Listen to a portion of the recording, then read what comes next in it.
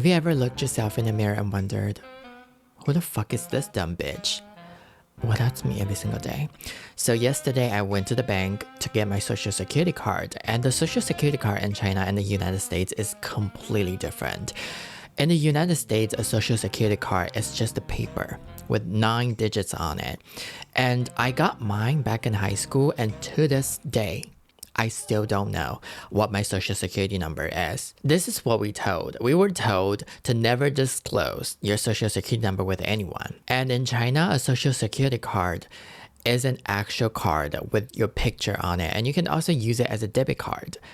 But today's video is not about social security card. So I went to the bank and got my social security card, and on my way back home, I pulled out my social security card and started bitching with my friend about how low quality and yellowish my picture got printed on the card. This is the picture I gave them, and this is what it looks like on my fucking card. And I just cannot fathom how is it possible that we're living in 2025, but the printing system in some banks still sticks in 1993.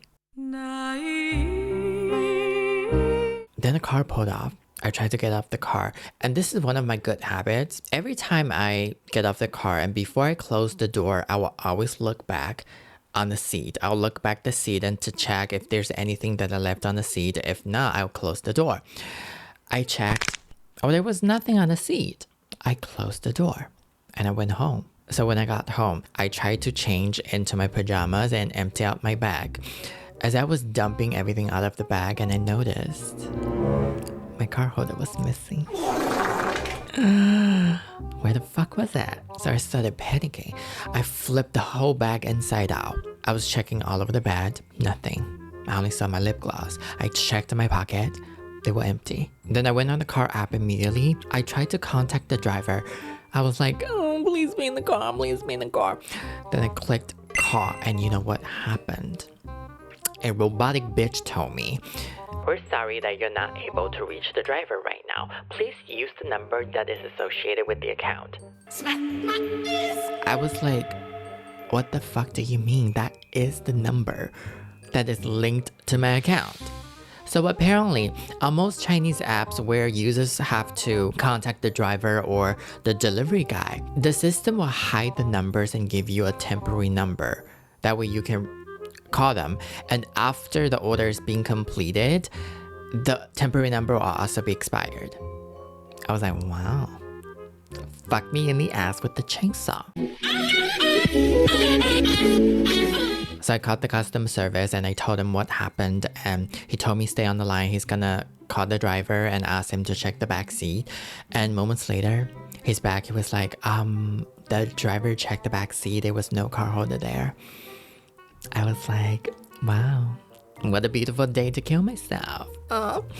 So if it wasn't in the car, I probably dropped it on the way back home, right? So I put on my jacket. I went out.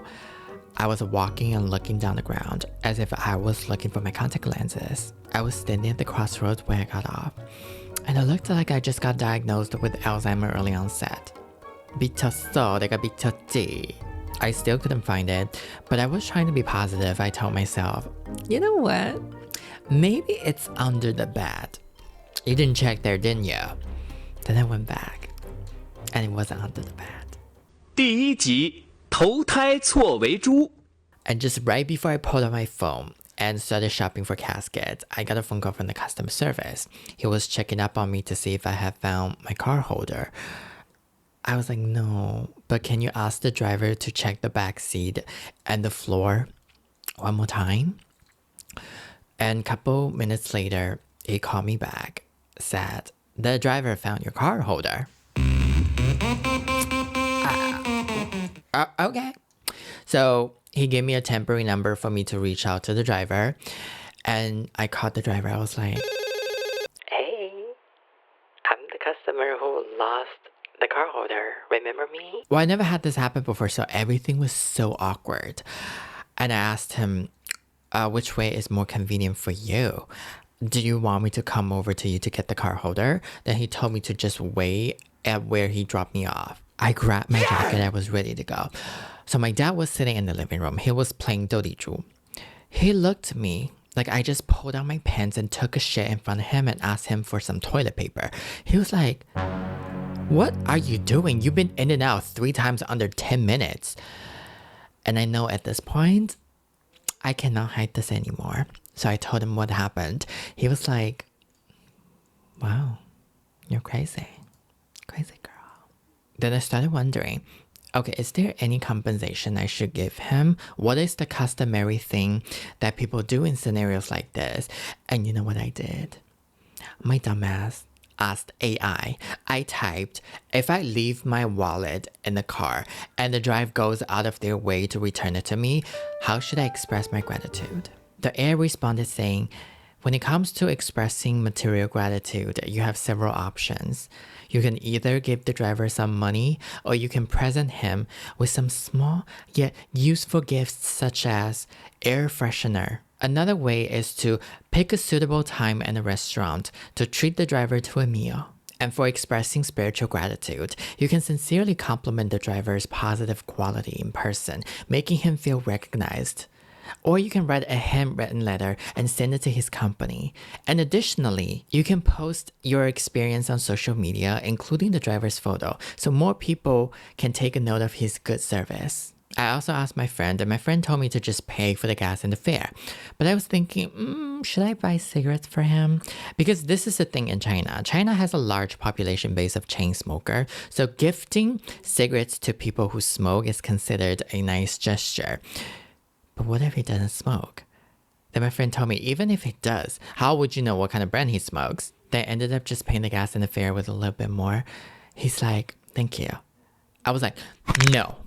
Thank you. Then I got back home. After I got back home, I noticed my dad had pen fried some salaries. So the moral of the story, Yellowbone, always get your shit together.